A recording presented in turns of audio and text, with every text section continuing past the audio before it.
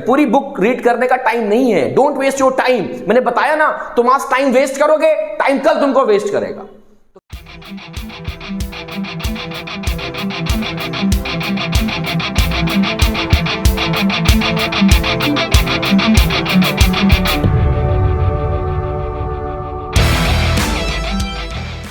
तो अब पछताए होत क्या जब चिड़िया चुग गई खेत। स्टूडेंट, ये स्टेटमेंट कहीं ना कहीं आपने तो सुना ही होगा।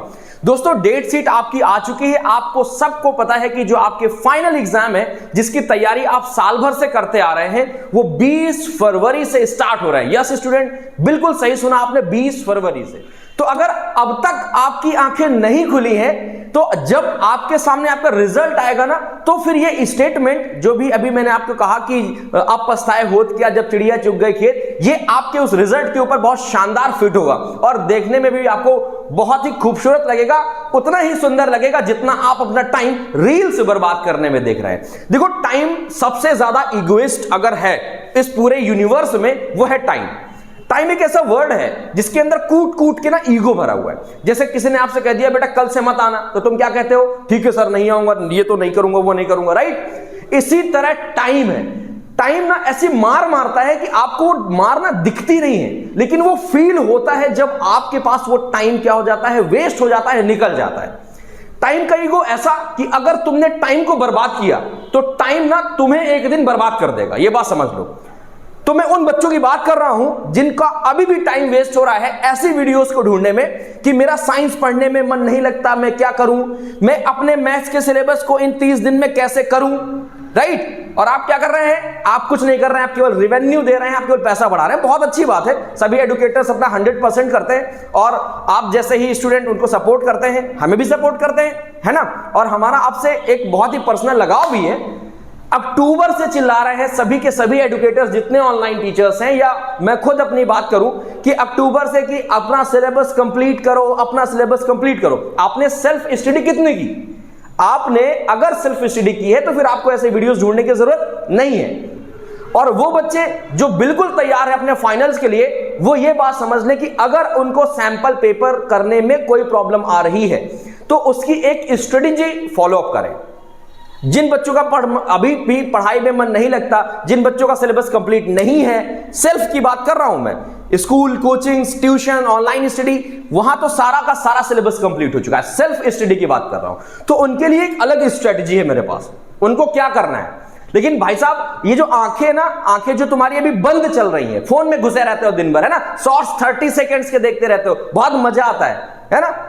अभी बहुत लेटेस्ट सॉन्ग चल रहे हैं, सबको तो पता होगा, है ना, उसमें बड़े डांस कर करके मीम्स बना रहे हो। उनका क्या, वो क्या है? वो एक तरह का डिस्ट्रैक्शन है बच्चा पार्टी। तो आपके लिए मैं थोड़ी देर में बात करूंगा। फिलहाल तो मैं उन बच्चों के लिए बात करूंगा जिन बच्चों का सिलेबस कंप्लीट है, they are applying the sample papers. और सैंपल पेपर में सबसे पहली बात क्या खास याद रखनी है कि आपके आंसर करने का तरीका क्या है।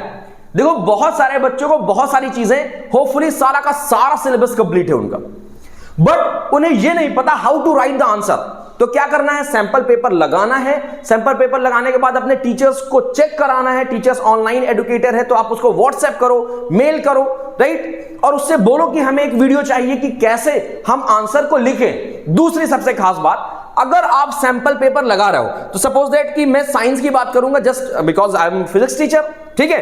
तो फिजिक्स में मान लो आपके पास 4 चैप्टर हैं। मान लो मैं 10th की बात कर रहा हूं, 12th में आपके पास 15 चैप्टर है, ठीक है। तो सबका एक काम करो, चैप्टर वाइज नाम लिखो, ठीक है। हमने 4 चैप्टर का नाम लिखा। सबसे पहले इलेक्ट्रिसिटी लिख दिया, फिर लाइट लिख दिया, फिर ह्यूमन आइज लिख दिया, और फिर magnetic effect of electric current लिख दिया। अब जब आप सैंपल पेपर कर रहे हो तो देखो, मल्टीपल चॉइस क्वेश्चन किस टॉपिक से आपको नहीं आ रहे हैं या फिर आप किन में फंस रहे हो। तो आपको लगता है कि मैं क्या करता हूं कि मल्टीपल चॉइस क्वेश्चन करने में इलेक्ट्रिसिटी में रुक जा रहा हूं। तो यहां पर लिखो, क्या लिखो? यहां पर लिखो मल्टीपल चॉइस क्वेश्चन मुझसे नहीं हो रहे। अगर स्टूडेंट्स आपको मल्टीपल चॉइस क्वेश्चन नहीं आ रहे हैं, इसका मतलब सेल्फ स्टडी में कहीं ना कहीं एनसीईआरटी रीडिंग बची हुई है। तो पहली बात, आपके पास अभी 2 महीने का टाइम है, और इन 2 महीनों में सबसे पहले तो आप एनसीईआरटी उस पर्टिकुलर चैप्टर की पूरी बुक रीड करने का टाइम नहीं है। Don't waste your time. मैंने बताया ना, तुम आज टाइम वेस्ट करोगे, टाइम कल तुमको वेस्ट करेगा। तो क्या करना है अपने को? एनसीईआरटी जिस चैप्टर के मल्टीपल चॉइस क्वेश्चन तुमसे नहीं हो पा रहे हैं, उस चैप्टर को रीड करना है लाइन वाइज लाइन। बात समझ में आ रही कि नहीं आ रही? ठीक है। फिर इसके बाद क्या करना है, ये मैं सिर्फ फिजिक्स का बता रहा हूं, ऐसे ही आपको साइंस के चैप्टर लिखने हैं, जितने भी चैप्टर है 8, 10, 12, ठीक है।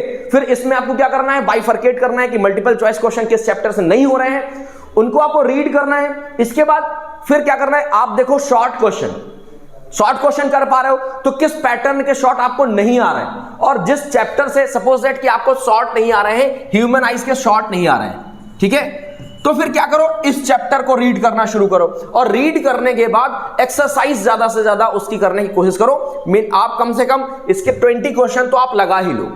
20 क्वेश्चन शॉर्ट जब आप लगा लोगे तो उस चैप्टर के सारे देखो मैं क्या कह रहा हूं, दो तरीके, या तो रीड करो फिर सैंपल पेपर में अप्लाई करो, या तो 20 क्वेश्चन आप इस टॉपिक के 20 क्वेश्चन ढूंढ के, ठीक है, कहां से ढूंढोगे, आपके सैंपल पेपर में मिलेंगे, आपकी बुक में मिलेंगे, जो भी आपकी टेक्स्ट बुक चलती है रेफरेंस में मिलेंगे, आपको एनसीईआरटी में मिलेंगे, एनसीईआरटी एग्जाम्पलर में मिलेंगे, ठीक है। आप इसके 20 क्वेश्चन आपने किए, अब आपको जब दोबारा से आप ये दूसरा कोई सैंपल पेपर लगाओगे तो फिर आपको शॉर्ट में जो प्रॉब्लम आ रही है ह्यूमन आइज में वो नहीं मिलेगी, ठीक है।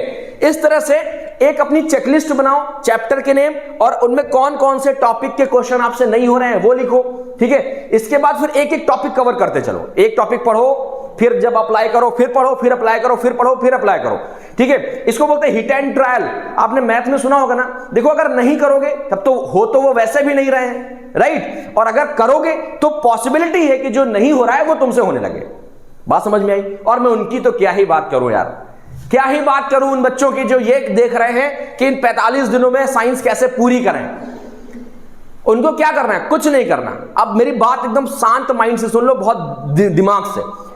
भाई देखो जब रिजल्ट आएगा तब तुम्हारी आंखों में तो आंसू होंगे, 100% होंगे, आपने बिल्कुल नहीं पढ़ा फिर भी आंसू होंगे, लेकिन उन आंसुओं का क्या जो तुम्हारे पेरेंट्स की आंखों में होंगे, उन आंसुओं का क्या जिन्होंने एक सपना सजा के रखा है कि मेरा बच्चा 90% मार्क्स लाएगा और मैं अपने जो आस पड़ोस के लोग हैं। पता है आजकल ना प्रॉब्लम क्या है, लोग अपने से ज्यादा प्रॉब्लम ये करते हैं कि भाई मैं सामने वाले को क्या मुंह दिखाऊंगा। ओके, तो उन आंसुओं का हिसाब कैसे दोगे बच्चों, जो कि आपको ये सोच रहे हैं कि जो 90% स्कोर करेगा वो कैसे जवाब देंगे दूसरे को कि मेरा बच्चा आज 60% में, 70% में, चलो पास तो हो गए, 40% में।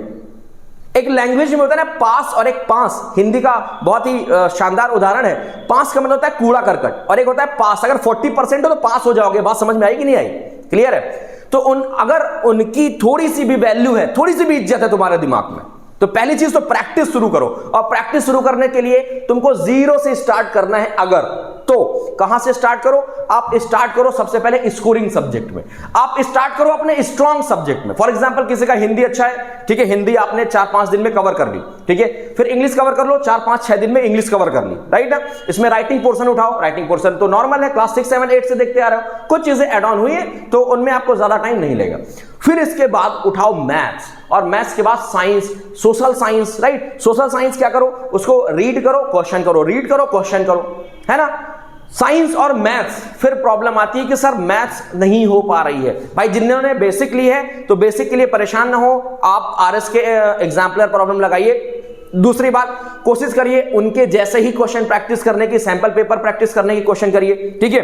क्योंकि देखो पीवाईक्यू लगाने का टाइम तो नहीं रहा, टाइम किसका है, टाइम है हमारे पास कि अब हम कैसे अपने आप के रिजल्ट को जो हमारा 40% में स्टैंड कर रहा है, कैसे हम उसको 80 पहुंचाएं, मतलब जस्ट डबल करें। तो इसके लिए जो बेस्ट स्ट्रैटेजी है वो यही है कि आप ना जो बेसिक वाले बच्चे हैं वो बेसिक क्वेश्चंस लगाएं, पीवाईक्यूज उनके सॉल्व कर सकते हैं। आप क्या कर सकते हैं, सैंपल पेपर सॉल्व कर सकते हैं। जबकि जो हमारे पास स्टैंडर्ड मैथ के बच्चे हैं उनको क्या करना चाहिए, उनको चाहिए कि आप ना एक तरफ से शुरुआत करें, एक एक चैप्टर से। मान लो कोई फॉर एग्जांपल आपके पास चैप्टर है ट्रिग्नोमेट्री, राइट। तो ट्रिग्नोमेट्री आपसे नहीं हो रही है, मान लो बेसिक आपसे एक एक्सरसाइज हो गई, दूसरी एक्सरसाइज आइडेंटिटीज की नहीं हो रही, तो आप क्या करो, आप हमारी वीडियोस की हेल्प लो या फिर आपको जहां से भी हेल्प मिल पाए वहां से हेल्प लो। इसके बाद क्या करो, उनके एक्सरसाइज क्वेश्चन लगाने की कोशिश करो, ठीक है, विद एग्जाम्पल प्रॉब्लम्स, ठीक है। आप आरएस ले लो, आप आरडी ले लो, उसके एग्जाम्पल्स करो, एग्जाम्पल्स के बाद एक्सरसाइज करो। अब अगर आपके पास थोड़ा बहुत टाइम बचता है, ठीक है, एक पर्टिकुलर टॉपिक को कवर करने में, तो फिर आप पीवाईक्यू उठा सकते हैं। इसके बाद फिर आपको कुछ नहीं करना, इसके बाद नेक्स्ट चैप्टर उठाओ, ठीक है। एक टारगेट बना लो, 2 महीने में मुझे 20 दिन मैथ को देना है, कितना हो गया 60 डेज में 20 डेज मैथ को दे दिए, चलो मैं कहता हूं 30 डेज मैथ को दे दिए, बचा 30 डेज। तो बाकी की जो साइंस है ना वो 15 डेज और बाकी के सब्जेक्ट 15 डेज में आप कवर कर सकते हो। इवन अगर आपने बिल्कुल कुछ नहीं पढ़ा है तो देखो कुछ ना करने से तो वैसे भी कुछ नहीं हो रहा है, तो इससे अच्छा कि कुछ ना कुछ करते रहो ताकि आपका रिजल्ट ना थोड़ा सा बूस्टअप हो।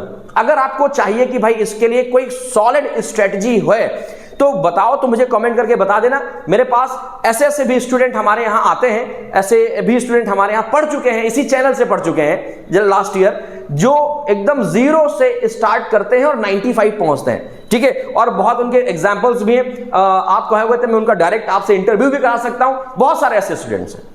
तो आपको क्या चाहिए, आपको चाहिए कि आप बस पेशेंस के साथ ना प्रॉपर चीजों पे काम करें, क्लियर ना। अब अगर आपके पास मोबाइल है तो मोबाइल को 1 महीने के लिए बंद करके रख दो, टीवी वगैरह मोबाइल बंद करके रख दो। ये सब क्या कर रहे हैं, ये सब परेशान करते हैं, ये सब डिस्ट्रैक्ट करते हैं भाई। जो 30 सेकंड के शॉर्ट्स है उसमें तरह तरह के वीडियो आते हैं, अब आपका माइंड वहां घुसा हुआ है, ठीक है। तो उसको कैसे सॉर्ट आउट करेंगे, वो सॉर्ट आउट करने के लिए आपको थोड़ा सा मन में अपने एक स्टेबिलिटी लानी पड़ेगी, आपको फोकस लाना पड़ेगा, आपको पावर लानी पड़ेगी। कहां है भैया, क्यों सो रहे हो, ठीक है। तो होपफुली कि मेरी आज की बातों का थोड़ा बहुत आप पे फर्क पड़ेगा और आपने पढ़ाई स्टार्ट की होगी। एक बहुत शानदार स्ट्रेटजी वीडियो लाने वाला हूं आपके लिए, एकदम मजा आ जाएगा, धुआंधार। तो बने रहिए मेरे साथ और मिलते हैं हम लोग किसी नेक्स्ट वीडियो में। बाय।